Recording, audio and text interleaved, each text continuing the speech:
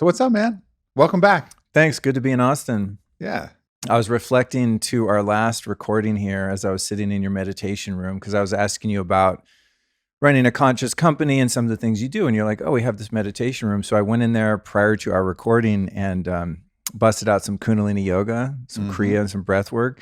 And last time I passed out and I woke up with my head hitting it's not concrete, no, wood floor.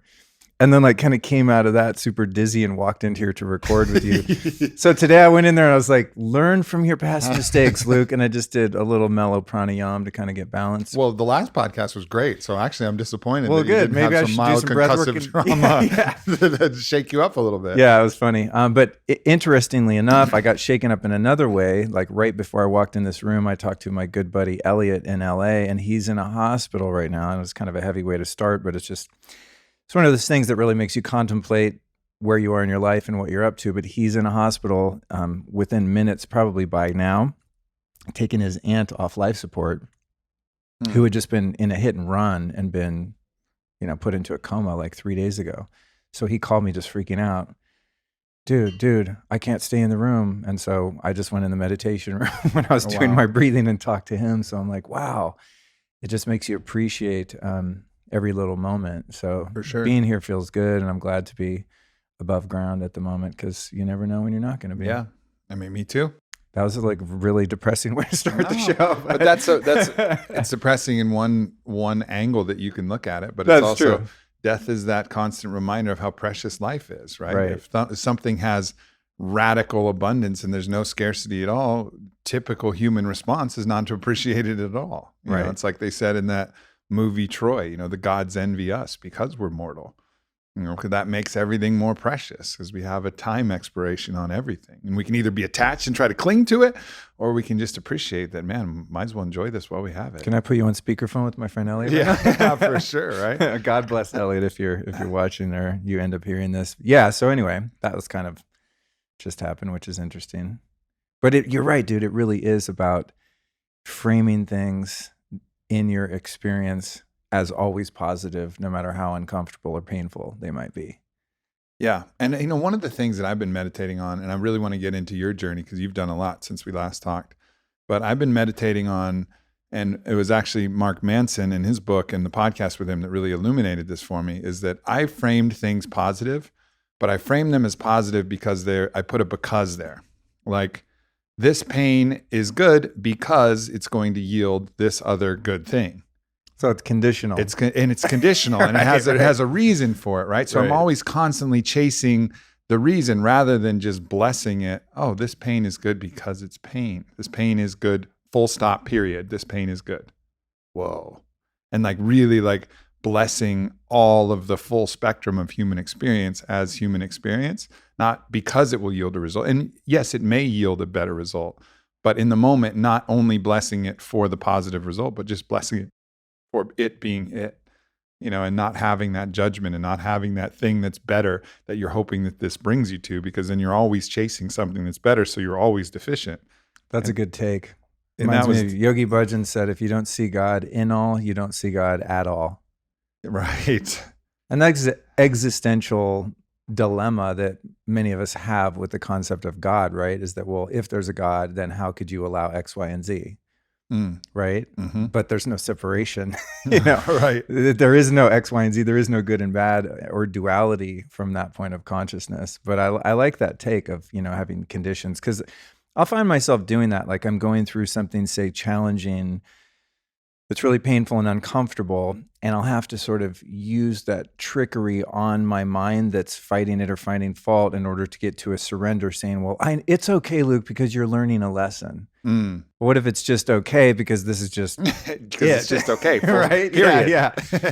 So that's cool. But I swear, it's like one little flip of a thought like that, and your whole life can change. Any experience. I mean, I've had so many experiences in my life where, from the outside, anyone would say, "Oh my God, you're such a victim. This is the worst thing that could ever happen to someone." And looking back, I go, "Oh my God, now I see why that happened, because it led me into a deeper awareness or a deeper surrender." And then when I go through things now after the fact, I kind of know, all right, this is painful, but it does serve a purpose. I just don't know what that purpose is when I'm in the moment that totally sucks. Yeah. And just being able to sit with that thing without even knowing the purpose, just knowing that all things existing is the purpose, and you experiencing all things is our purpose. And this is the part of the spectrum that you get to experience now. And what a privilege to get to experience that thing, because there's nothing worse than the void, which is nothing. Pain is preferable to the nothing. Right. So bless that pain, because at least you're feeling the pain.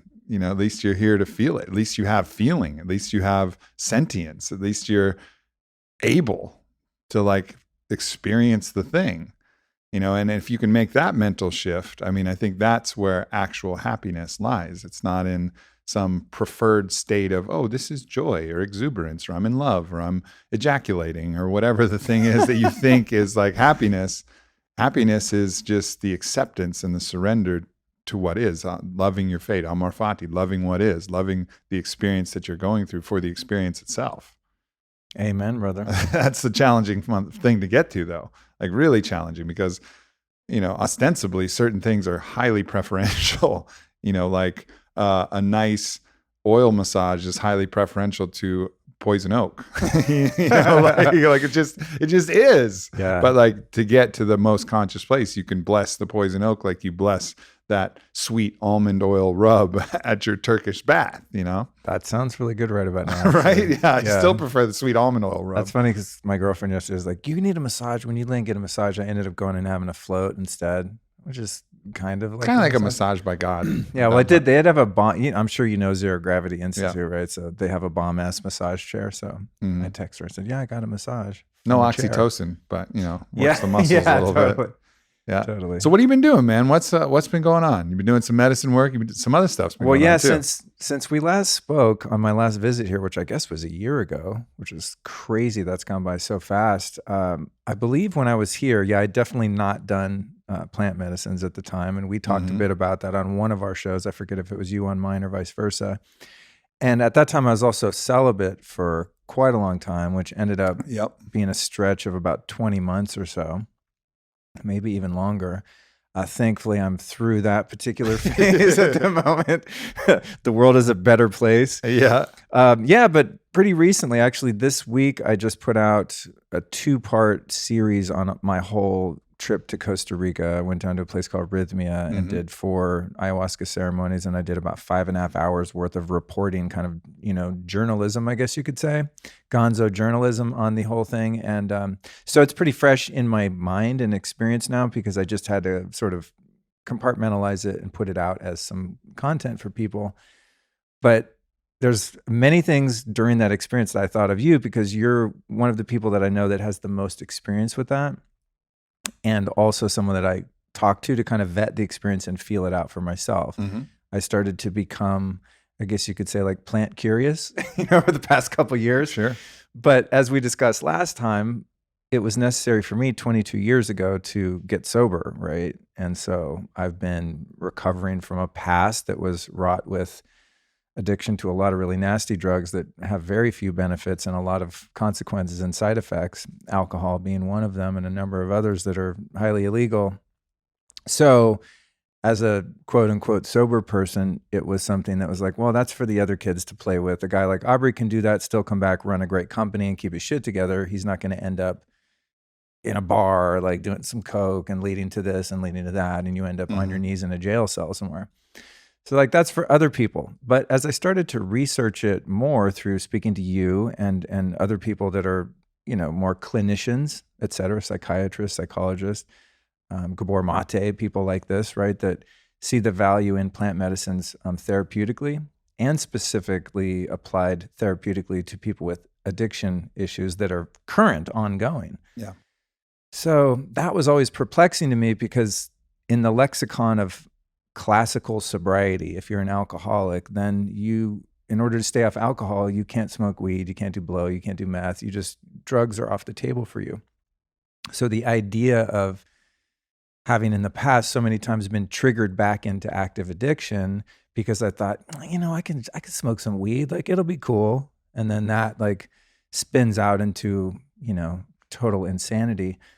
I couldn't get my head around like how a psychedelic couldn't lead you back to doing drugs. And I hear from everyone that it doesn't, but still I'm like, yeah, but what if it does? Because the place that I come from is just such a dead end, and it's many years in the past, but I have a respect for whatever goes on in my biology, my particular chemical makeup. If I took a drink of whiskey right now, I really don't know what would happen, but based on my past experience, it's not good. It's just this cascade chain reaction thing.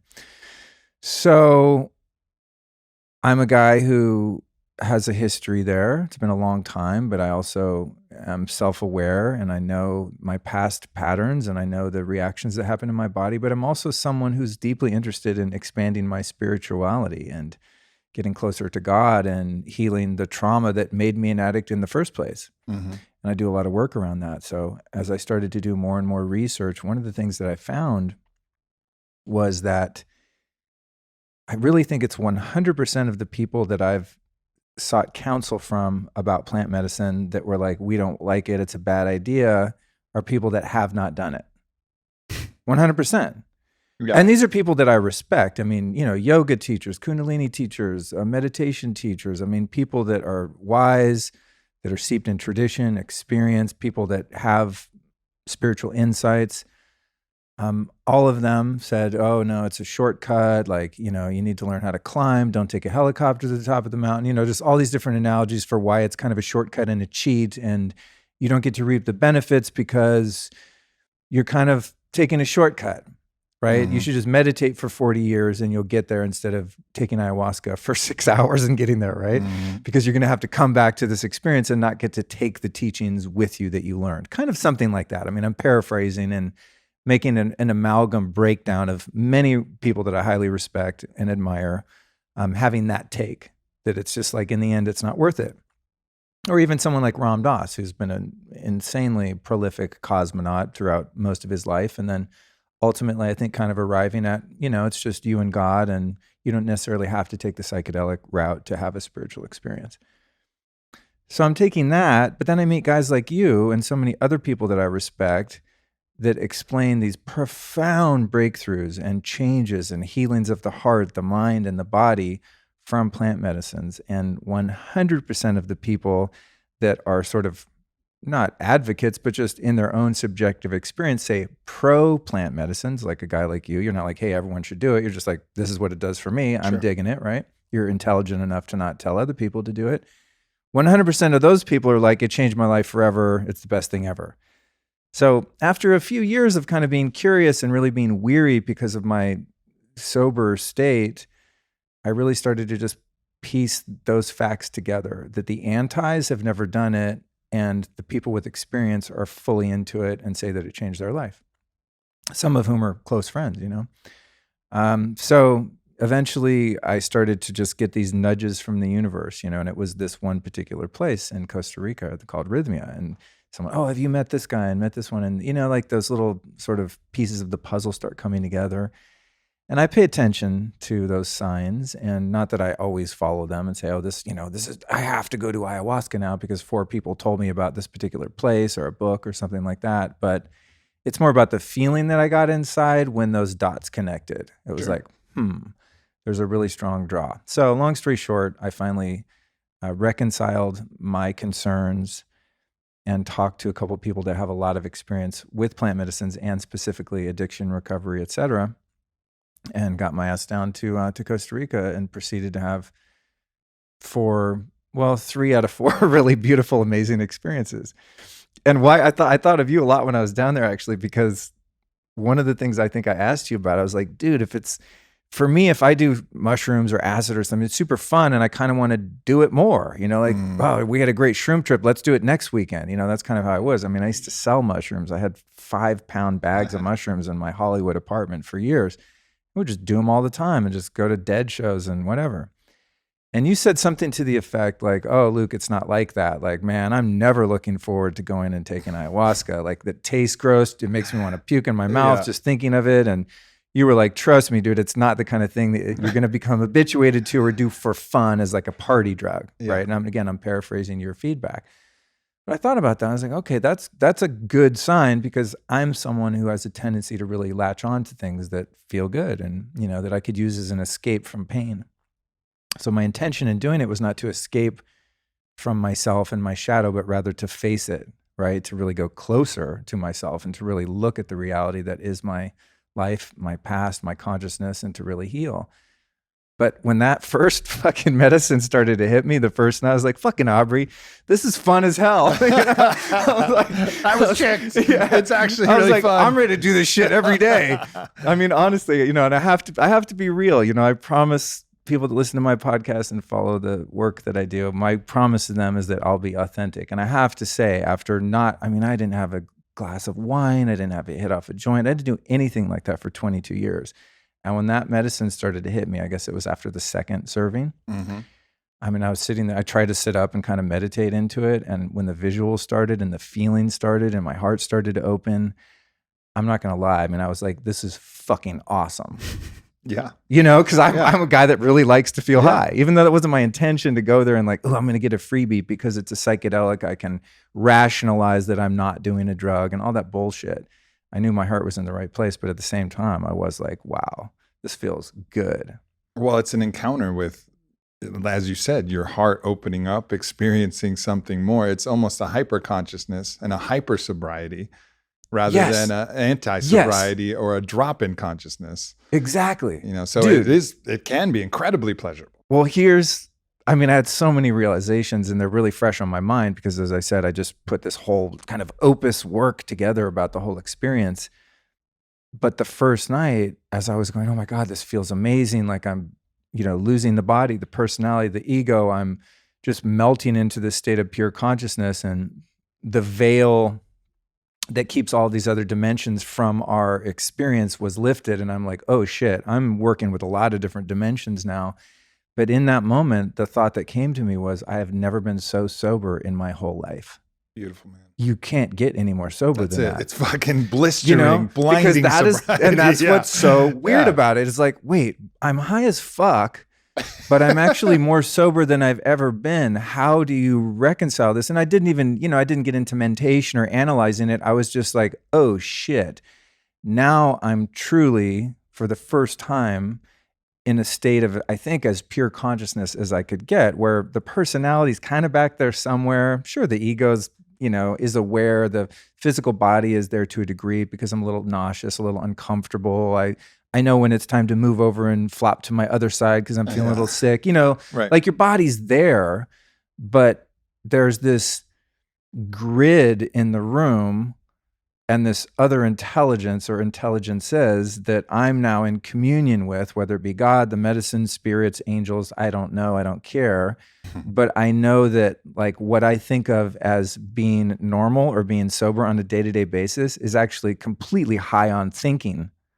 Mm-hmm. Right? It's high on anticipation, on regret. It's actually like the mind is working so hard to stay out of this moment and survive whatever threats might be coming, that you're actually no human, I don't think, is really ever truly sober, right? Unless you're out of that, right? And so the first two ceremonies, I'm my higher self or my consciousness is sitting there witnessing this profound silence. There's actually really no thought, no mind. I'm just kind of floating there going, whoa. And those were the thoughts that I did have, like, oh shit, this is really fucking awesome.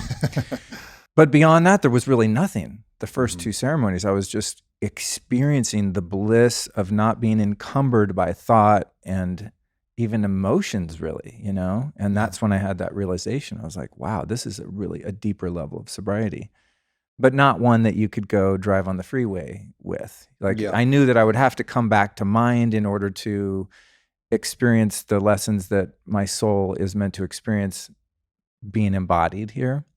So I'm like aware that I'm just, getting a glimpse at something that is perhaps constant when you're out of your body, but it's a glimpse enough to go, oh, okay, I get it.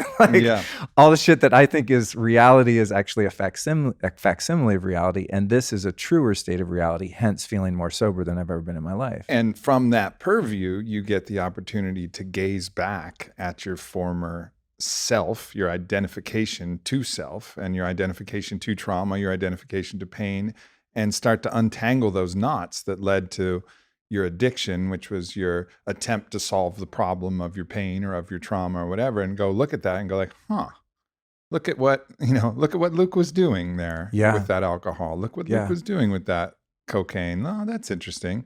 And whatever it is, cigarettes, everything. That's why all these hyper sobriety inducing plant medicines, why they're so effective with addictions, because you get to have a different purview where you can actually look back and say, oh, maybe I don't want to do that anymore. Or maybe that's not exactly the best way to solve this problem. Oh, absolutely. And, and again, I'm not an advocate for other people, especially, and I have to be really careful for people that are in recovery. If some kid has like 6 months sober off crystal meth and they're like, oh, I'm going to go do ayahuasca. This will be awesome. Like, I don't know that you're ready for that shit and that it wouldn't lead back into a spiral. I think I waited for so long until I really felt in my heart, and also just felt so committed to, dude, I don't want to be on heroin. I don't want to be an alcoholic. I don't want to smoke crack. I don't want to live like that. It's just not something I ever want to go back to. But having that experience of this hyper psychedelic sobriety, if we could come up with a term for it, I'm sure there's a better one.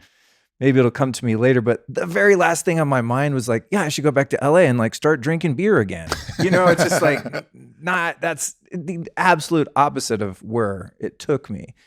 And you just indicated exactly where it took me. On the third night, it took me to, God, it's like I hesitate even talking about stuff like this because I always just start bawling.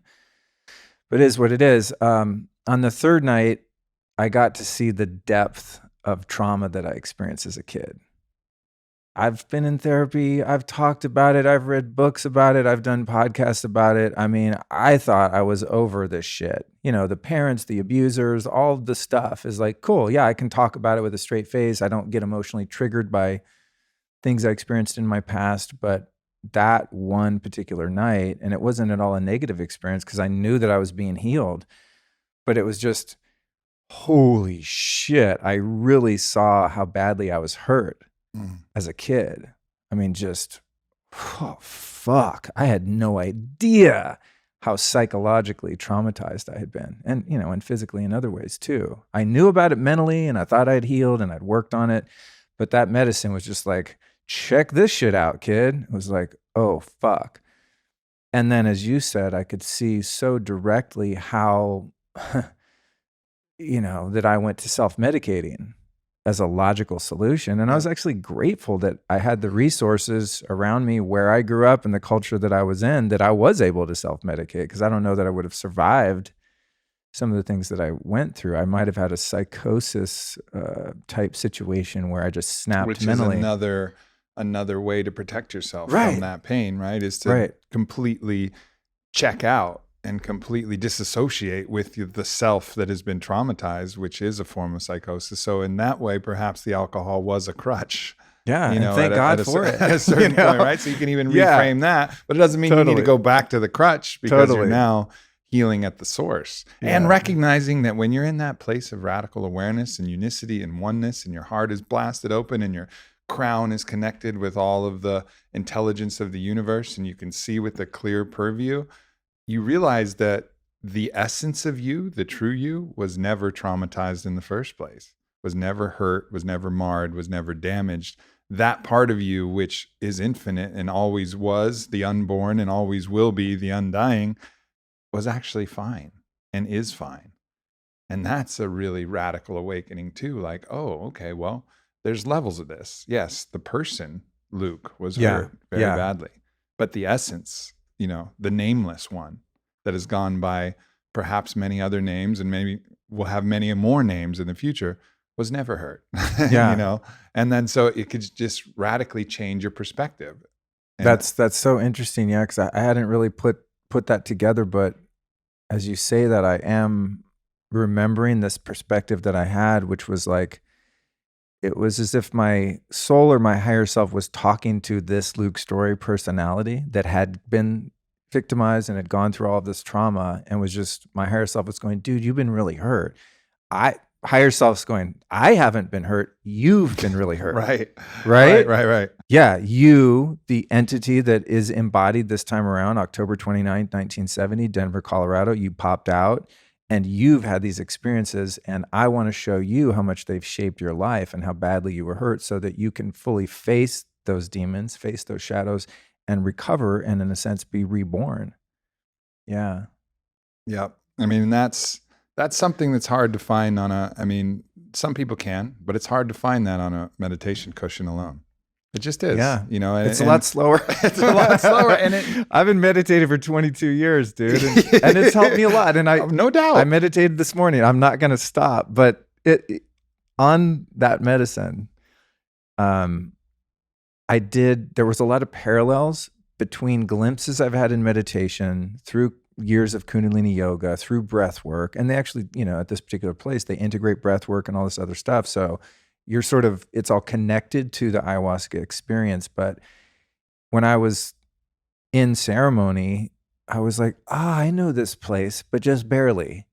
I've touched on it. I've glimpsed it. It feels familiar, but I've not lived here for 6 or 7 hours or whatever. You know what I mean? It's just like, oh, ding, you're in a float tank. You did some kratom. Like, oh, you relaxed. You had a moment where you're like, consciousness is observing you, the person, the body in the float tank or in the meditation or in the yoga class, but not for that long. And not where you can sort of keep riding those waves. And then, and I'm like preaching to the choir here, but for anyone listening, it's really interesting because unlike other psychedelics that I have a lot of experience with recreationally, like LSD, psilocybin, et cetera, when I used to do acid, it comes on sort of slowly and you start tripping and then you peak, I'm peaking, bro. And then Jerry Garcia's on stage. It's fucking awesome. And then you got in the parking lot after the show and you start to come down off the acid. And after a few hours, you drink a few beers, you smoke some weed, and then the acid's kind of lingering, but it doesn't come back.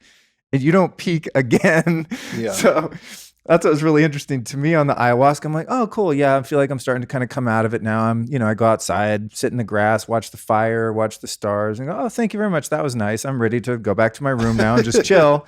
And the medicine's like, oh, hello, taps you on the shoulder again. Here we go again. That happened a few times. I was like, what the fuck? Yeah, the waves. Yeah, that was really, no one told me that either. So I was like, what the fuck? Yeah. And one night, it was like 3 hours after ceremony. I'm in my room. I took a shower. I was on social media, just trying to like get normal again, kind of, for lack of a better term. Not that being social media is normal, but I had to kind of use my mind to get out of that state.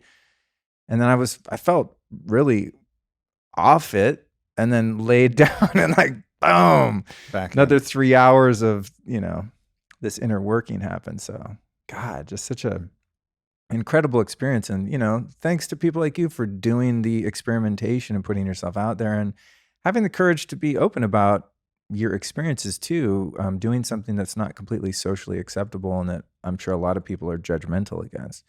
Well, they were. I think now, not so much now, you see the opposite. It's now been almost tipped to the other side of some form of spiritual merit badge, some kind of like Boy Scout. You got your Aya patch, bro. Like you're wearing like a general's jacket and you got your little list of medals that you have on. Right. And so it's interesting to watch how that shifts because the ego will adapt to a different game, of social acceptability and hierarchy of value and value structure. Yep. And if ayahuasca places you in a higher value structure, well, you'll go do that to be in that higher value structure so you can go back to that social circle that holds that in high regard and be like, yeah, I did it. No big deal.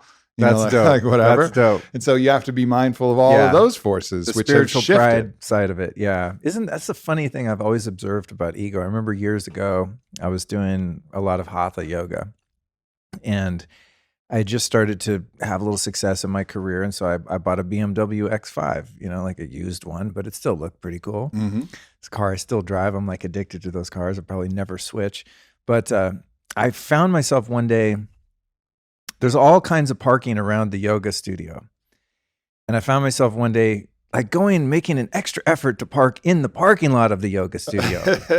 And I said, why am I doing that? And then I could see, because I want the girls in the yoga class that I never talk to. They never talk to me. I'm not even really attracted to any of them that I've seen so far anyway, but I want them to see me driving a BMW so that at least they want me or they approve of me, right? And, this wasn't the only time that I've observed the ego, but it's just one that stuck in my mind. And then I thought, well, that's the materialistic side of the ego. I'll just get rid of that. Then fast forward through more observation of the ego. Now I'm the one who's the hardest meditator in the yoga class. I'm the deepest. I wear the most beads. I never wore beads, but you know what I'm saying? Your power amulet is. Yeah, like I know all the Sanskrit mantras like I'm that. And it's been so funny to observe the tenacity of the ego, and that it's really dumb. The ego as sort of a consciousness or an energy, it's really dumb, but it's also very clever. So yeah, it's a total chameleon. It latches on to anything. I'm the most spiritual. And, if you don't have the awareness of how, like, everywhere you go, the ego, you're on a motorcycle, your ego's always in that little sidecar, It doesn't matter what street you go down, how fast you go, what you're wearing, it's still there, and it's ready to take credit or be ashamed or find some sort of value position for you to be in and to put everyone else in your environment into.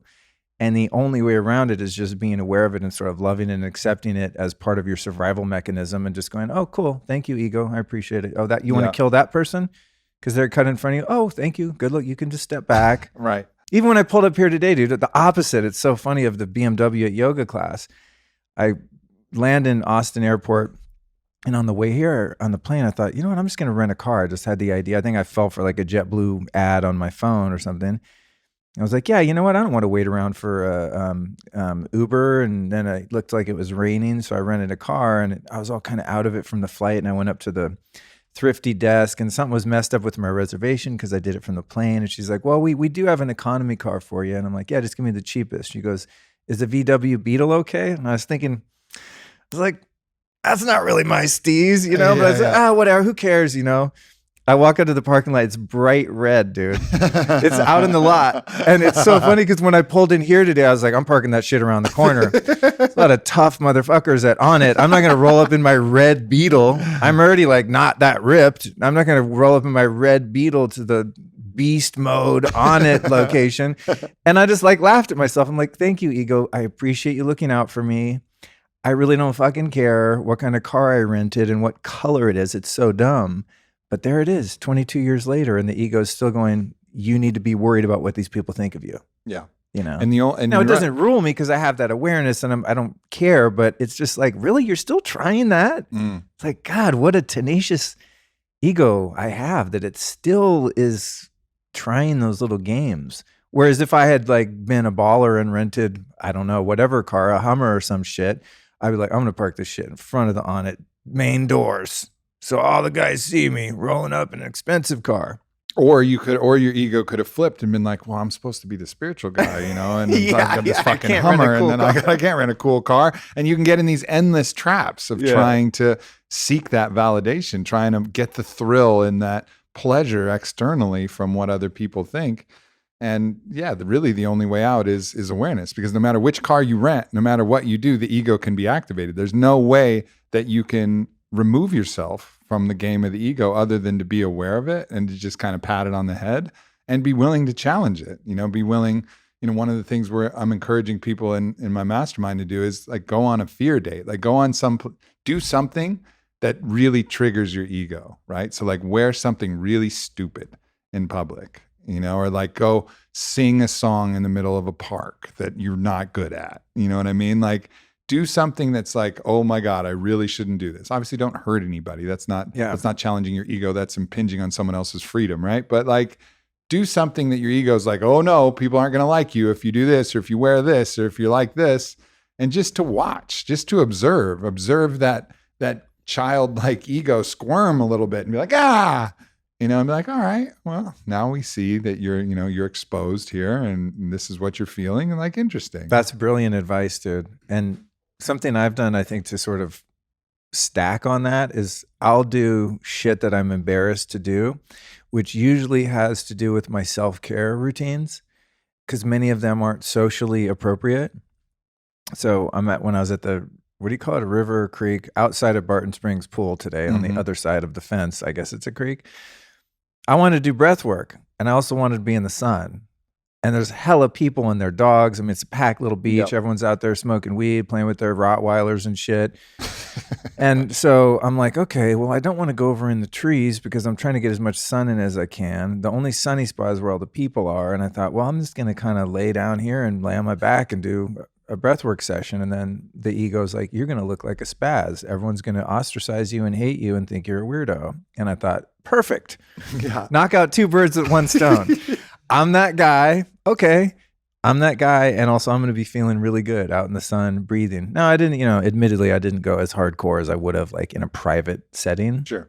I didn't want to make people feel too uncomfortable, but I just said, fuck it. And I feel great having done that. But you're right. Those opportunities to just do you. I do experience sometimes though that, and it's something I have to be aware of, is to be kind of understanding and compassionate of the people that I'm rolling with that might not be as enthusiastic about doing themselves. You know what I'm saying? Mm-hmm. Like, I'm like, I'm me. Fuck it. I don't care what people think. This is an ego exercise to just be that guy. But sometimes people I'm with are like, dude, I'm not that guy and I'm with you. So can you chill out? But what's the best thing to do? Is the best thing to challenge that aspect of themselves that's uncomfortable with that? Or is the best thing to do to acquiesce and coddle it? And like you have to ask yourself that question too. Like, how am I showing up of greatest service to my companions here? Is it with that kind of devilish smile? Like, I see you. I know this is uncomfortable. I'm doing it anyways because this is going to be fun, and watch them go like, have that moment of horror and then perhaps that moment of release where they actually laugh or start joining you and it actually forms a breakthrough for themselves. So there's always that way to play it. And it's not always the time to challenge somebody, but sometimes in that act of challenging might be the act of liberation, because that's really what we're going for. Awareness is liberation, awareness from the patterns of control. Our ego is always controlling us and trying to get us to conform to some idea of better than, because it's in relative position. So like breaking free of that actually allows that tension that most of us carry in our chest and in our stomach of, am I fitting in? Am I doing right? Am I doing good enough? Am I enough? Did I say that thing right? Or blah, blah, blah. By breaking those patterns, and you can actually experience some freedom. And then that can be really the greatest service that we can have to anyone. But you also have to be mindful that, like, all right, well, breaking a pattern might be radically disruptive to our nice day here. Totally. Like, is this the time for that? Yeah. It requires a little bit of finesse, I think. Yeah, for sure. Because it's like you can't force someone to grow faster than they're meant to grow. You can't take that rose that you want to see and like rip the green leaves off. You kill the rose kind of thing, Mm-hmm. So it's like I can't necessarily force everyone I'm around, hey, look how self-conscious you are. Let's do some crazy shit. You know what I mean? So it is. But I think most of the time I have a pretty good gauge using empathy to see, when I can kind of bring someone along in the experience and when they're just going to shut down and feel really, really uncomfortable, and I'd be doing them a disservice, and it's going to have the opposite effect where they're just going to get more self-conscious, get more rigid, but that rigidness might then be the retraction that leads to the expansion, right? It's just, It's really weird how you don't really know how you're tracking it. And I see it in relationships all the time. Like, people think that they're doing somebody a service by staying with them, but they're just locked in this pattern of resentment, and they're not really happy, and they think they're doing it for them, but they're constantly resenting them for being together with them. But they think that if they leave them, they'll hurt them. And they're just looking in this very short-term coddling perspective. Like, I'm going to be the ameliorant that's going to pacify this immediate discomfort. Well, sometimes we need to suffer so much that we get sick of fucking suffering. And sometimes, like, we just need that discomfort to be like, I don't want to be uncomfortable anymore. Maybe I don't need to change the external world. I need to change the internal world.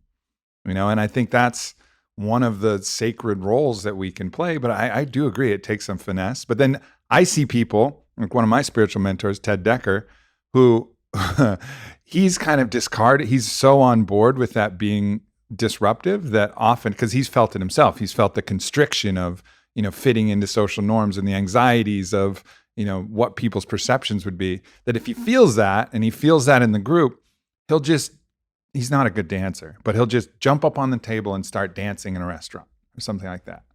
And like, everybody will be like, oh God, what is going on here? Right. And he'll just know, like, he'll take that feeling and he'll know that there's learning in this, and where it might not be comfortable, like the discomfort is where the gold lies, is where the treasure ultimately lies, is everybody gets to then reconcile this discomfort and realize, like, why am I uncomfortable? Because Right. my friend is dancing in a restaurant that doesn't have music playing, like, interesting. But it does require the ante of awareness to actually alchemize a discomfort into gold. Otherwise, it's just alchemized into pure discomfort, and you Yeah. discard it and say, I don't want to be around that person anymore. Yeah. One has to have that witness perspective enough to see, oh, a part of me, not me, is getting uncomfortable right now. What is that? Let me investigate that. And Let then, me be curious. yeah, and then make kind of an adult decision whether or not they're willing to push through it by being comfortable with the discomfort, or whether or not they just have to recede back into that feeling of being trapped. But if you don't have someone that has that framework, they're just gonna be like, this person's fucking nuts, Yeah. and I'm real uncomfortable every time they're around. But I guess that's how you sort out your friends, right? I Right. mean, your friends come to know you as the disruptor and the one who's gonna sort of push yourself, and maybe not push, but maybe encourage some of the people around you to become free. I mean, I think that's what it is for me too, is like, I lived so much of my early life just in constant acute self-consciousness. Just everywhere I went, I felt like everyone was staring at me. It's like I used to feel like I was like the star of a movie, and everywhere I went, like there was a camera crew following me around and everyone was watching. And then every once in a while, I'd kind of pull my head out of that self-centered ass and go like, oh my God, no one's even paying attention to me. And so as I've become more free and able to just live my life and not be, of course I have my red beetle moments and little times like that, but they're so short-lived because I see it and I'm like, fuck that, I don't care. But I used to live in that prison, and so now I'm free, man. If I feel like being the weirdo that's doing breath work with my shirt off at the river or whatever, it's like the thought is so fast. I push through the experience of feeling like an outsider or being afraid of being judged so fast. It's a matter of seconds, and then I'm like, I know that doesn't matter, and I'm just going to live my life. Yeah. And one thing that my mom taught me that was great, she was a professional tennis player and made it to the semifinals of Wimbledon. So was very successful in that. And I was a basketball player. So one thing she reminded me, because as an athlete, you put so much pressure on performing, because it's mostly what people think, right? It's like, what is the school going to think? What are your friends going to think? What is everybody going to, your coach? What is, it's everybody, it's so important to everybody. And she's like, let me tell you something, Aubrey, like everybody's there watching you for the spectacle of it. And they want you to do well, but they don't really care. They don't really care nearly as much as you think they care. Right. Like you're hypothesizing that if you have a bad game, like they're going to hate you, because you hate yourself when you have a bad game, but they don't. They really, it's just like they're going to go on with their day and their night and their evening and their life, and it's going to be fine. It's like, so, and I think that's the case with so many people around us. Like I have Totally. so many people who will come up and meet me for the first time, and then I don't notice anything out of the ordinary, but say hello and give them a hug, and they tell me something, then they'll come back to me 5 minutes later and be like, hey man, I just want to apologize, I was really nervous when I came up and talked to you. And I was like, huh? Okay. I mean, I didn't notice anything, man. Like, you're good. Right. You're good. Like there was nothing. I didn't see anything. Like that was your own internalization of what I might be thinking, but I didn't find anything odd about our meeting. I didn't find anything that was strange, and it didn't bother me at all. So don't apologize to me. Like everything's good, man. It's weird how when we get in that place of self-centeredness where our thoughts and our awareness is completely on self, that things get magnified. I had this morning somebody DM me on Instagram, was like, hey, heads up, 1 minute and 50 seconds into your last podcast, your editors didn't take out your fuck ups or whatever. Because when I do the intros, I'll be like, edit, and I kind of like bump the mic so they see something in the waveform that indicates there's a fuck up to take out. And for a second, my heart started beating. I was like, oh my God, how many thousands of people have heard me go like, edit, And then thankfully in that moment, I sent a little Slack message, hey guys, clean this track up, please. Thank you. And, I don't have to like demonize them and freak out and make it a big deal. But for a second there, I was like, oh my God, everyone thinks I'm stupid because I had a do-over that came out on the show. And it's like, dude, it so does not matter at all. Yeah. No one was listening to that going, I'm never listening to this podcast again. Right. They just left in 5 seconds of fuck up or whatever. It's just, it does not matter. But that's only because I'm getting a little better at staying right sized and not thinking that I'm all that important. or that my endeavors are all that important. Yeah, or and I mean that in the positive sense. or that your endeavors are a reflection upon you and what makes you, you Right. know, like, and that you're supposed to be perfect in some way. Like we really do believe that. Like we really have some internalized belief that we're supposed to be fucking perfect. Well, when I'm perfect, then I'll be happy, Aubrey. Yeah. But we really think that. What's bothering you? I'm not perfect. Can we fix that? I'll try really hard. Yeah. But it's funny. That's what the girl said on Instagram. She's like, you sound like a bit of a perfectionist. That's the only reason I DM'd you. And I was like, nailed it. Thank you. Because I am going to fix it right away, even though I don't care that much. I care enough to fix it. Yeah. It's an interesting dance. And the through line of all of it is just deeper and deeper and deeper awareness, like finding those. In my last plant medicine experience, it was a deep encounter with all of the mechanisms of control that I've really allowed to be placed upon myself, from my desire for a certain outcome, my desire to receive the thrill of sexual pleasure or the thrill of romantic pleasure, the thrill of validation through friendship or validation through success or validation through the growth of my platform and my message, and understanding that, all right, these things are good. I'm sharing love with people. I'm sharing my truth, but don't kid yourself and not see the fact that you're also receiving in return some boost of that ego structure that's feeding off of this in a somewhat it's natural, but you can get stuck in that. You can get stuck in this pattern of being controlled by these thrills and by these validations and by these pleasures and by these approvals and by all these things that are like feeding your ego these little cookies until you're not really free anymore, because you're stuck in this cycle of eating the sweets, and not just getting the nourishment of radical presence and radical freedom. And I spent like fucking 2 hours just puking out those mechanisms of control that I felt. And I'm going to need to spend a lot more hours just because they're right back. But just making that kind of marginal improvement in awareness of realizing like, all right, I'm aware of this now. Like there's some forces of control acting upon me. There's some forces of approval that I'm looking for. There's a preference of this type of outcome and hierarchy that this thrill is better than this, quiet time or whatever else it is. And so I'm like steering myself through this, but am I choosing it? That's really choosing it. That's cool. That's really good awareness. When I was here last time, I had been through a pretty rough relationship. I mean, some beautiful things about it, of course, otherwise you wouldn't be there. But ultimately, some painful experiences and some patterns were revealed to me at the demise of that relationship. And so I just stopped everything.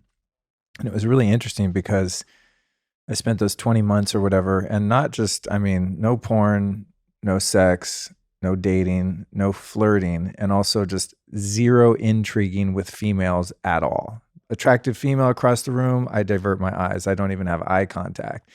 So, the purpose there is I really wanted to do a hard reset and really, really just be with myself and feel what it's like to not get that approval, the validation, the little dopamine hit of someone liking my photos and I like them back, and, all that little shit. Not that there's anything wrong with any of that, just part of the human mating ritual, I guess you could say. But having taken time and totally withdrawn from that for so long, the last time I didn't have sex was when I was a virgin in 1986. Yeah. I don't know how long, but never took more than probably a few weeks off from that whole thing. But it wasn't just the sex. It was really what I really learned from was how much in my life, from teenage years on, my feelers were always out for that approval and those little hits of like, I think she looked over, the girl in Whole Foods, like, yep, she definitely looked back. Luke, you're worth it. That kind of shit, or just getting high off the like getting the number and the thing and not even to mention the, the end result of having some sort of sexual encounter or something like that, which of course you hope happens on one level. But what really happened was the reset was so hard and it was so long that now I really don't do it. I have a girlfriend now, which is another good reason to not engage in that way, because it just doesn't feel good for me where I am with that. But I see how much energy I was putting into that, pulling my car in the parking lot and wanting that attention, and just everywhere I go, seeing if I can get a little hit off every attractive looking female or even some that weren't, just to see, you know what I mean? Yeah. So it's a really weird thing kind of going cold turkey on that and seeing like, oh my God, how much energy I've drained for no fucking reason other than just having really low self-worth and just needing people from the outside to say, you're okay. And then I go, oh, okay, thank you. I just needed that one girl to just give me that little flirt or that like on Instagram. And then I can just kind of rest knowing I'm okay.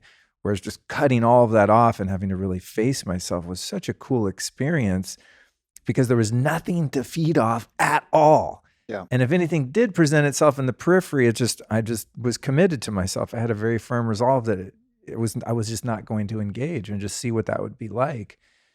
And now I feel so focused and so full of energy, you know, and being in a relationship now that I'm really happy with, it's like all that energy just goes into me and my bond with that person. And there's not that constant sort of bleeding of my energy and the constant, the endless kind of insatiable desire to feel attractive or to feel wanted or to have some prospect for the future and all of that stuff. And again, it's not a value judgment because I had a lot of fun living like that for my whole adult life. It was amazing, super fun. Otherwise I would have stopped sooner.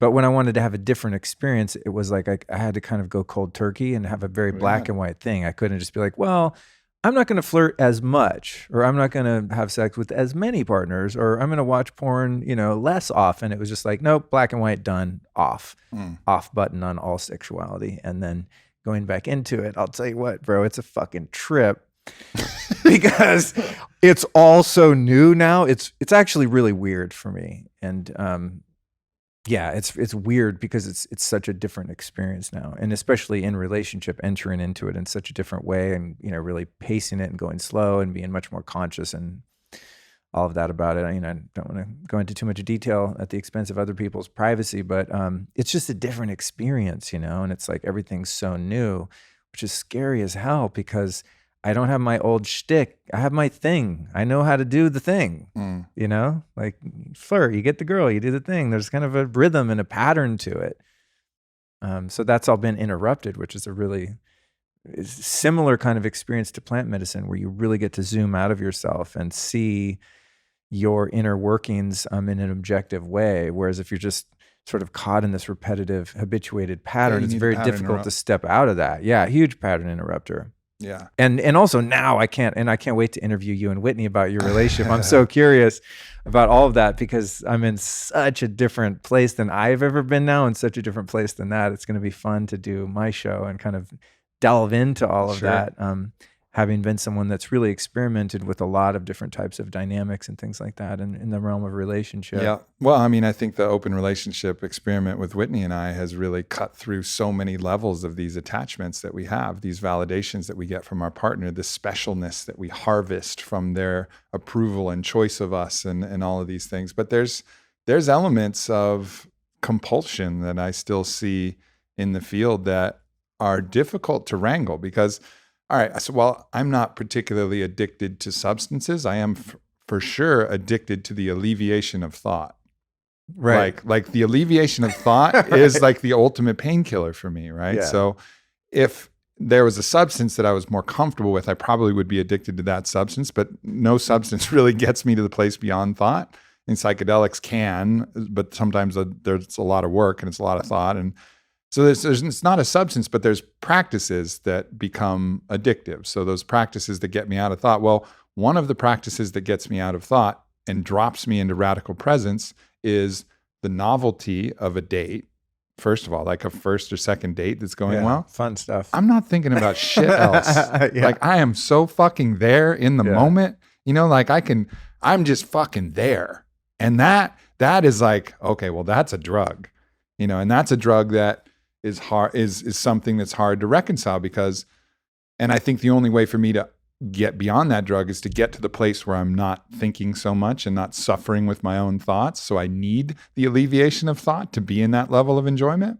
So I know that that's one thing that draws me towards, going out on a date or having interest in a new partner. It's just that your whole world focuses into the present moment of the interaction with that person. And then sex is like, is taking that to another level because you have the current of pleasure that's also locking you into the present moment and kind of filling that moment with this eruption of, the rose petals of delight, that are just cascading upon you, and you're there and you're not thinking there either. So it's like two massive pain killing, thought killing drugs that you're driven to. Plus you layer on top of that the validation. Oh, you go out on a date with this new girl, and then everybody's like, "Oh, damn, she's so fine," and you're like, "Yeah, Right. no big deal, whatever." I forgot about that. Like there's so many different elements, but fundamentally, the experience itself is probably one of the more effective drugs. Now, I can do it in a float tank too, and I can do it in other places too, and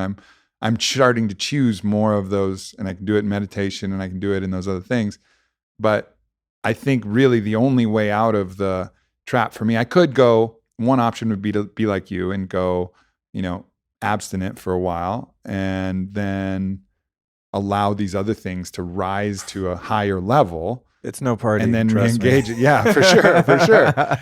But I'm trying to do it all simultaneously where with awareness and be like, okay, I get it. Like this is a drug. Because even like in my own mind, even when I'm trying to go to sleep or I'm trying to nap or something like that, I know that I can snuggle into an erotic impulse in my mind, and it'll be like a little haven where my thoughts kind of disappear and all I'm thinking about is some girl's pussy. It's soothing. That's my whole world, and it's just like my teddy bear of thinking, where like nothing else is bothering pussy me. Teddy bear, yes.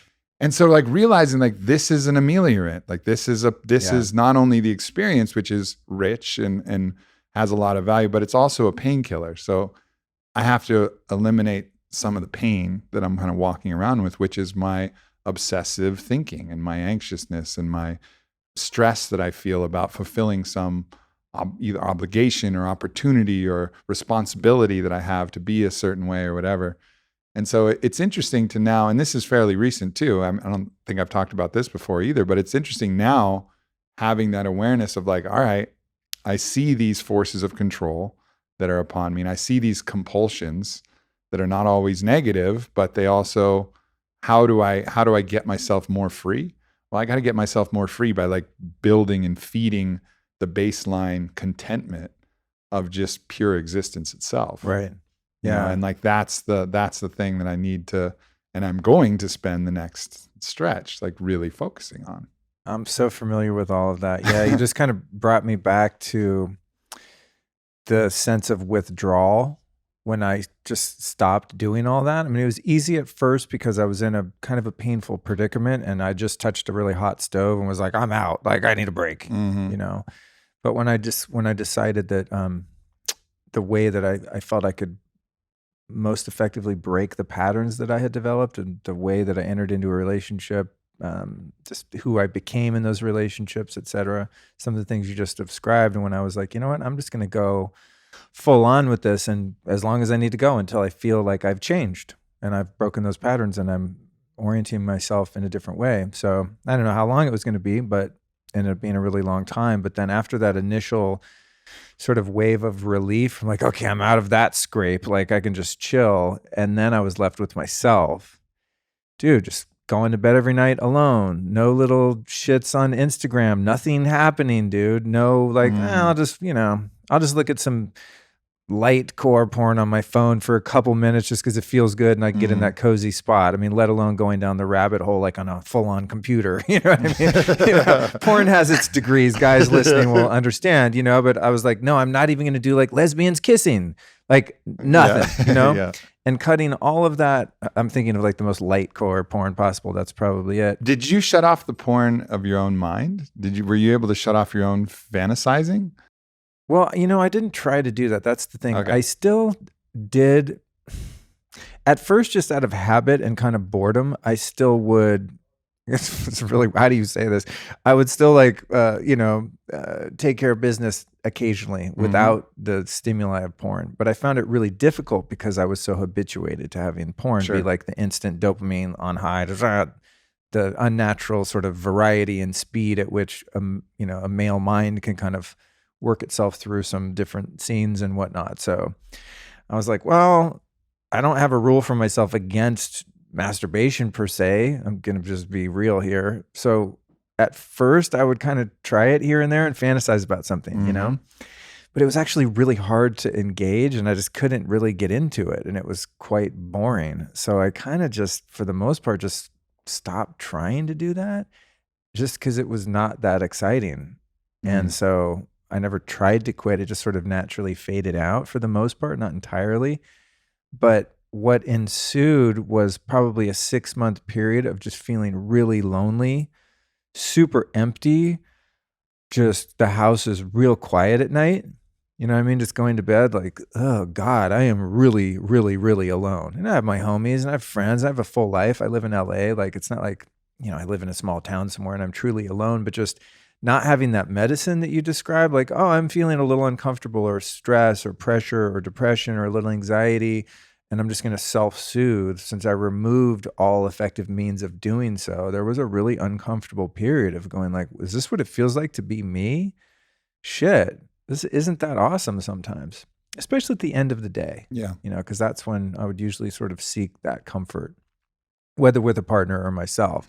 But the rewards, like I was saying, when I said earlier, oh, you know, now dating and stuff is really weird. Oh, and that's not the right way to say it. It's actually really beautiful and it's amazing. It's just all of my senses are so heightened now because I went through that period of withdrawal and just completely shutting it all down. And now I'm coming at it in such a different framework that it's not weird. It's just different, but it's so beautiful and so amazing. It's just, everything is like brand new again, physically and otherwise. And so it feels really kind of foreign to just even be close to someone and start to care about someone and have a different kind of intimacy. Emotional intimacy, mental, physical, sexual, all of that is just like, whoa, I'm in sort of uncharted territory here, which is beautiful and exciting, but it's also just different because I'm not coming at it from a place of like needing that or needing that as medicine or a form of self-soothing. Right. It's because it's just additive instead I really crave the framework of a relationship as a means by which to grow and evolve and to share more love that I have inside and to receive more love. So it's about the expression of love, and then sex and, you know, the intrigue and all of those things that are kind of druggy and exciting at a certain point. Those are most the byproduct of the foundation of the relationship, which is more built on, you know, I think more substance than perhaps I've had in some cases in the past. Yeah, that's great. I mean, it begs the question, you know, for me and for anybody listening, like, how committed are we all to our own self-betterment and our own satisfaction and happiness? Like, how committed are we? Are we committed enough that we'd be willing to give up sexuality for a time being, if that was going to be to our own self-betterment? Like, do we have the courage to make that short-term sacrifice for that long-term gain? Do I have that courage? I don't know. Am I kidding myself in saying that I can, you know, navigate this without releasing it and navigate it while being in it? You know, maybe, maybe not. I mean, I don't think you have to get rid of all your wealth to understand that you don't have to have attachments to your wealth, right? Like, you don't need to become ascetic to actually learn the lessons of it. And I do believe that, but maybe in certain cases that's not the case. And maybe in certain cases you need to test that theory and make sure that, oh yeah, I'm not attached to your wealth. Okay, well, live modestly for a little while. Okay, yeah, I'm not attached to my sexuality. Okay, well, don't have sex for a while. Right. You know, like, let's just test the theory. Yeah, I'm not addicted to the nicotine. Okay, don't have it for a while. I'm not addicted to caffeine. Okay, don't have it for a while. Like, I think we need to check ourselves a little bit, because we can always convince ourselves of whatever we want to convince ourselves of. You know, like, the mind has that ability to be like, no, yeah, this is the path that's fine. But it's good to just be the devil's advocate to a certain degree and be like, you sure, buddy? Like, you sure you could do all right with this? And I've had, you know, brief moments of that. Like, I went on a spiritual dieta, which was 21 days, and you're not even supposed to think about sex, not even supposed to have a sexual thought, you know, or even think about eating indulgent food. It's like a very like modest, meager, isolated existence. Recently? Well, it started with some Peruvian shamans, but I ended up doing it in British Columbia and in Sedona. So isolation, you know, really modest food and no sexual thoughts nor indulgent thoughts of any type, right? And it was interesting, really valuable, you know, and you're not even supposed to dream about sex. So I remember like coming in and having some level of consciousness around day 12 when I was starting to have this orgy dream. I was like, no, you can't do this. And I had like a Las Vegas buffet food dream. I was like, no, you can't do this. But then by like day 19, I had a full on wet dream. Like I was a kid and just was like released into the cosmos. Like I can't take it anymore. That's interesting. But it was, how old are you? I was 34 then, I think. Oh. So it wasn't too long, about 4 years ago. But that's a trip. Yeah. It's interesting to check that. And I'm probably due for another little check. I had a little check in with myself in Patagonia, went into isolation for about another 18 days or so. That was the more recent one. That was the more recent one. That was in December. I remember hearing you talk about that. Yeah. But I didn't have as strict guidelines, and I was wrangling some. Did you have some photos on your phone at least? Yeah, I did. And I had service, but I had that secret folder. No doubt. I remember back in the day, there used to be folder. this, when I was a bit looser in that way, there used to be this, because when you put anyone that has an iPhone know, you can't like hide any of the photos in your phone. And there was this app called Secret Calculator. Oh yeah, you know about that shit? Back in the day, what are you talking about? This is a current phenomenon. Oh, it is. That's funny. Yeah, and it looks just like your regular Apple calculator, but if you know the code, you can store photos in there that aren't in your iPhone library. That was the go-to back in the day. I've since deleted that. But on that note, how many of us are that committed and to really like stop and take a look at yourself?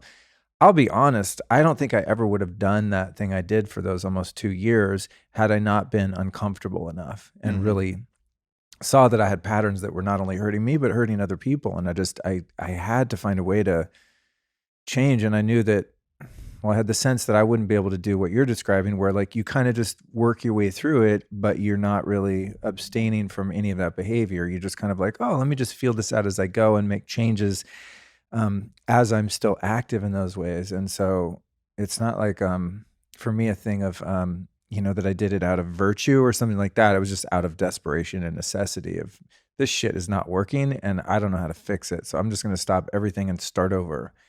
And then I did. I read tons of books on love addiction, sex addiction, codependency. I mean, all that kind of shit. Just like, why do relationships not work for me? There's one common denominator and it's not me. Fucking them.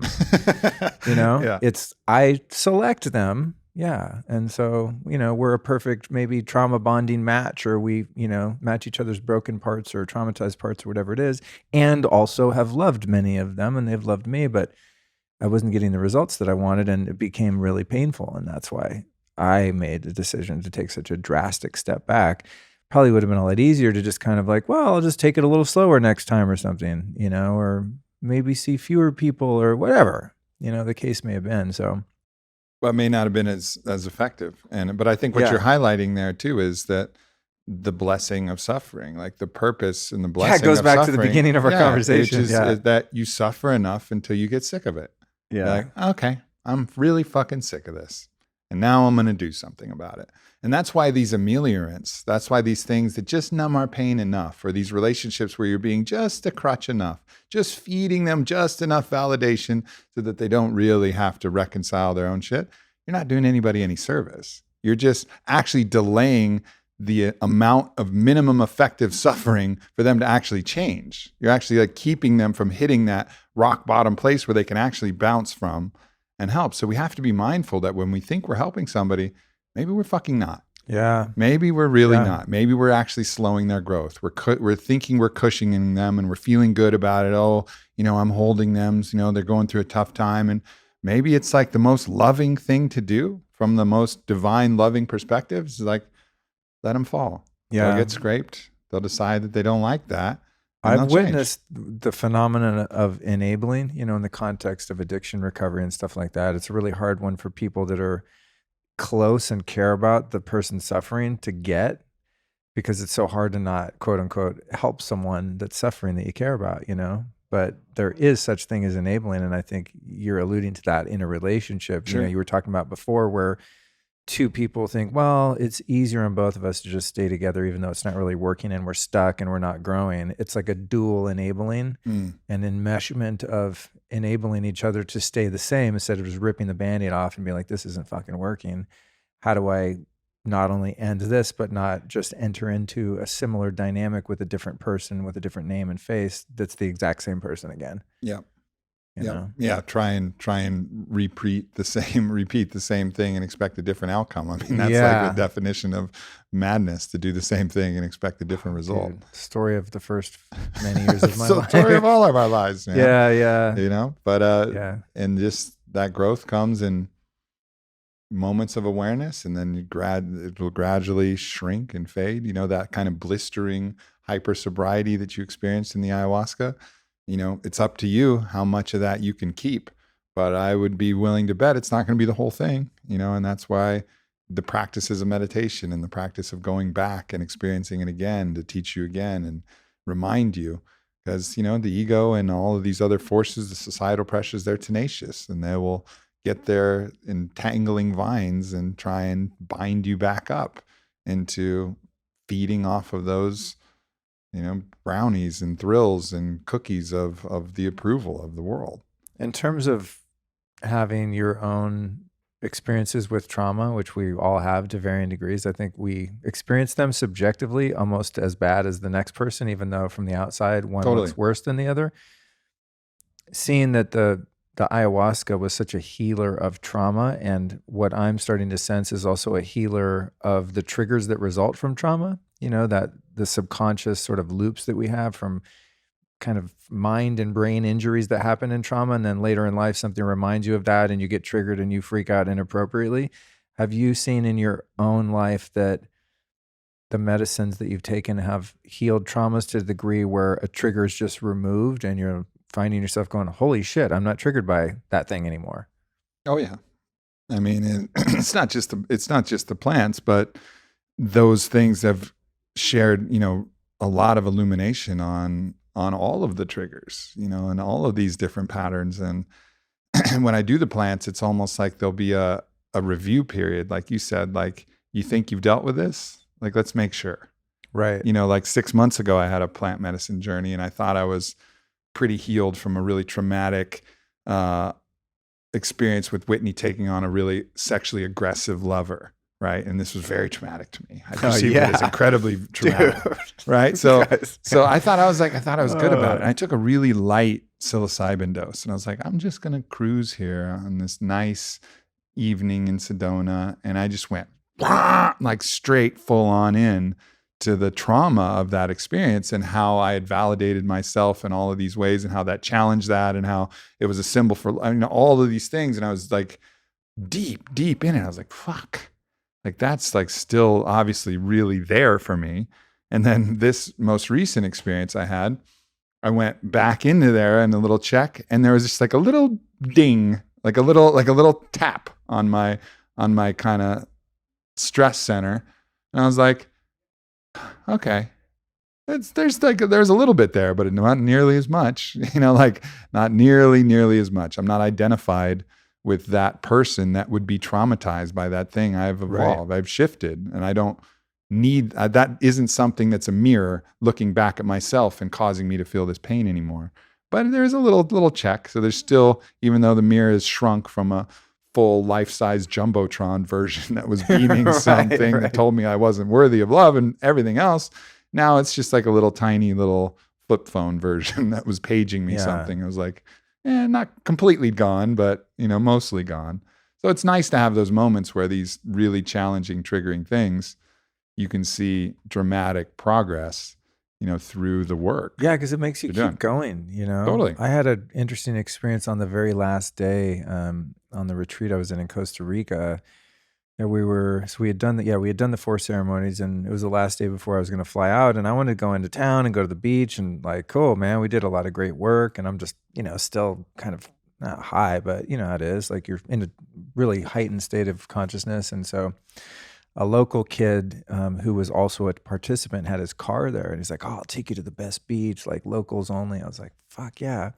We pull out of the campus at Rhythmia. We go, I mean, maybe 300 yards, and I'm in the front seat riding shotgun. There's like a packed car in the back, a tiny little car, and some other participants. And we're going down the road, and there's like a curve to the left, and it was a slow motion thing. You know, when you get in a wreck and it's like everything goes slow-mo, I look over and he's just like, blah, blah, blah, blah, blah, blah, and just fucking rolls the car off the road into a ditch. Yeah. Flip over, boom, bang, boom, broken glass, the whole thing. in that slow motion kind of way. I haven't rolled a car since I was about 16. So it's been a while. I've been in a couple accidents, but not where you're upside down going, am I alive? Am I cut? Am I broken? You know? So yeah, we flip upside down and I undo my seatbelt, and I forgot from the, you know, because it was when I was 16, that if you undo the seatbelt and you're upside down, you're going to fucking fall and hit the roof, you know? So I undo my seatbelt. I'm like, boom. And I, you know, oh God, I kind of tweak my neck, and then I climb out and, you know, help the other people get out. And it was just so weird because I wasn't upset at all. Like my heart wasn't beating. I was just chilling. I had a smile on my face. I was happy everyone was okay. I'm happy that I felt strong enough to help some of the older people out. And one woman had a substantial cut on her foot and was bleeding a little bit. No one was terribly injured. I mean, I might have freaked out more, I guess, but it was just interesting. Like it was so close to those 4 ceremonies that I was still in the medicine, you know, I was still in that place of being completely untriggered and in touch with my true self, my higher self. So this little melodrama of physically being embodied in a metal and plastic thing with rubber tires that flipped upside down on the side of a road was just like, ha ha ha. And it was like, I was like, what's the big deal? So what? And I was posting shit to Instagram and everyone's like, dude, are you okay? Oh my God. Like everyone's freaking out. And I was like, what's everyone freaking out about? It was literally like no big deal. And then even looking back, I look at the Instagram post. I'm like, oh shit, that car was totaled. And I just got out and was like, is everyone cool? Okay, great. Are we still going to the beach? You know what I mean? Like we, you know, needless to say we didn't, but it was interesting to see how just, you know, the physical danger trigger, at least in that moment, was relieved. Yeah. And it was kind of a sneak preview of, oh, wow, I wonder if some of these other triggers when I feel insecure or judged, or if somebody makes me angry or I feel threatened in some way, am I going to be able to not be as reactive as I was flipping that car, you know, as a result of working through some of those wounds and having that medicine and that weird ET fucking grid that scanned my body and fixed stuff.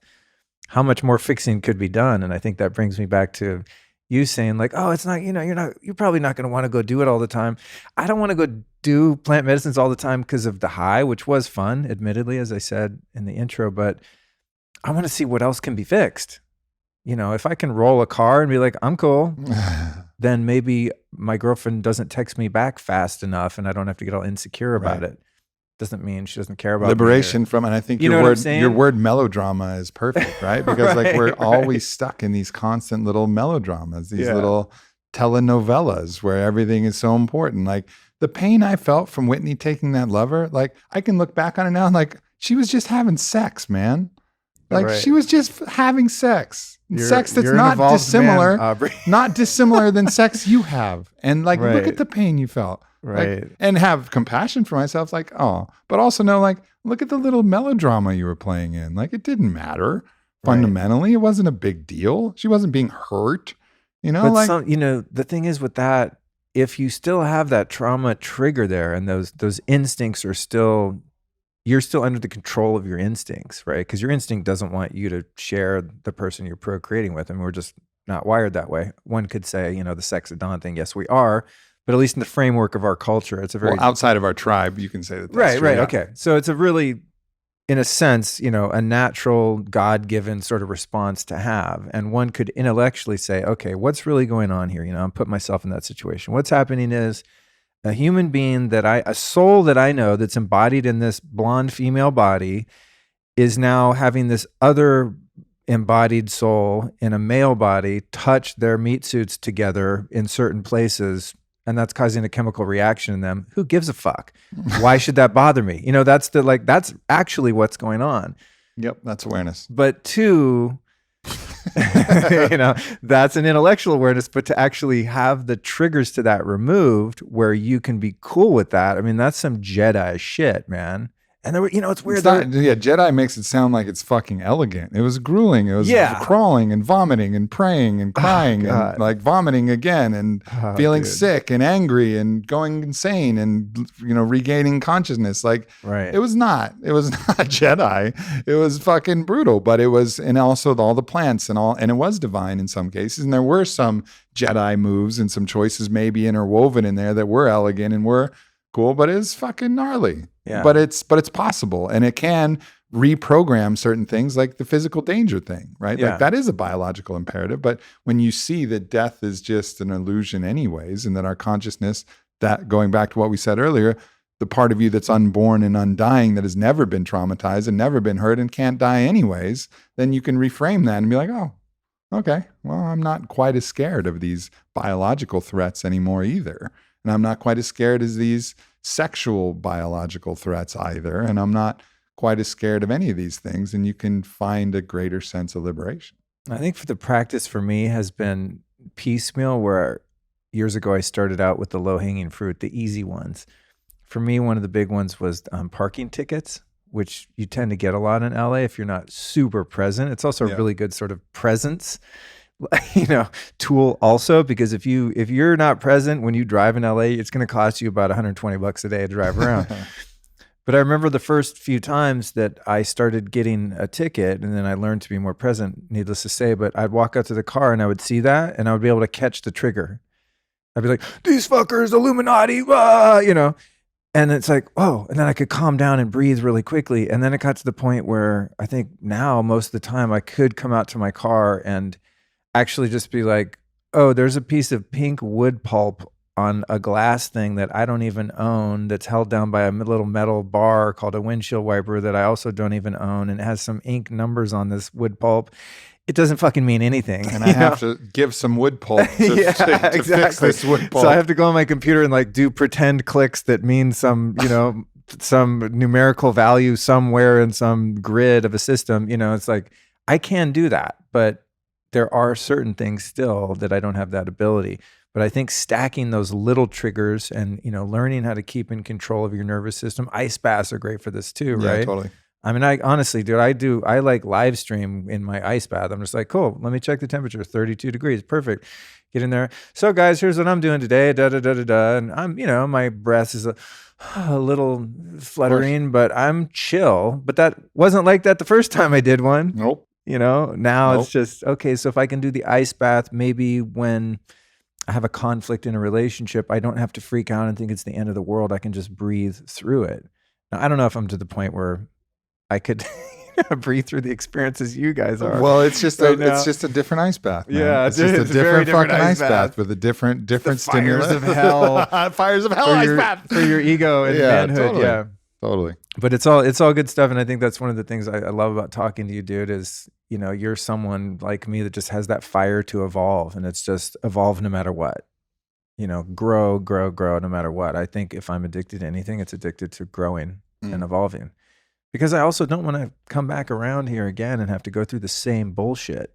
I feel that I'm passing through these different lessons and grades as a soul. I mean, that's just my framework of the universe and life. And I don't want to come back and be like, I'm jealous. Like, fuck that. I want to be done with that. Move on to the next thing and on to the next thing. Not just for the next life, but for this one. So much joy and ecstasy and pleasure and awareness and acceptance of all of the full gamut, not just the positive side, but also, like as I was saying, the negative side too, and just appreciation for being embodied and being in polarity. And that's heaven. The kingdom of heaven is upon us. It's here if we accept it. Yeah. And not only do you get that, the personal satisfaction of growing, but you get to be a light for other people that have yet to go through those particular lessons you're going through. One of the most profound things that I had in those ceremonies was, seeing how badly I'd been hurt. And then as a result, throughout my mostly earlier life, hopefully not anymore, hurt a lot of other people. And it came to this thing, a mentor of mine used to say, he said, Luke, hurt people, and that's a way that I was able to find compassion and forgiveness for perpetrators, not to condone their behavior, but just to know that they were just hurt. And if I've hurt anyone, it's for that reason. And then I had this realization in Costa Rica. Okay, so hurt people. And I thought, what am I actually doing here with my life? Like, why am I so driven to evolve and change and have a framework that I just described? And it's like, well, I'm healing myself. And then I thought, well, that's selfish, isn't it? And then I had the thought, healed people heal people. And so that's the purpose of the healing, is to demonstrate for other people, like, hey, man, I'm walking through the fire. I'm healing myself of all the shit that I've been through. If you try what I'm trying, it'll probably work for you. Yeah. And so I came to the realization that I'm actually a healer, but not a masseuse or something. Not that anything wrong with those type of healers, but it's a healer and just like, hey, I'm putting my soul through an experiment here to see how much one can evolve in one lifetime, and I'm healing myself, and at the same time giving everybody my permission small to part. do the same. Yeah, my small part, and hopefully turning other people onto the same framework. No doubt, my brother. Well, thank you for coming on and providing your healing here today. Thank you, man. Good to see you, dude. And then I'll be on your podcast with Whitney too. I can't wait. I know. That's gonna be dope. I've been So prepping for this one. This is going to be fun. This is going to be fun for sure. Man. Well, thank you, brother. Anything else you want to point people to besides your podcast? Oh, the Lifestylist podcast, which of course, obviously you will be on a second time. And everything else I do is at lukestory.com, STOREY. And there's links to all my social. I'm most active on Instagram, as we are right now, live streaming this. I live stream everything I do that's remotely interesting to anyone, I think. So yeah, but mostly the podcast is my jam. Cool. Thanks, Aubrey. brother. You too. Appreciate you, man. Yep. Thanks, everybody. Peace.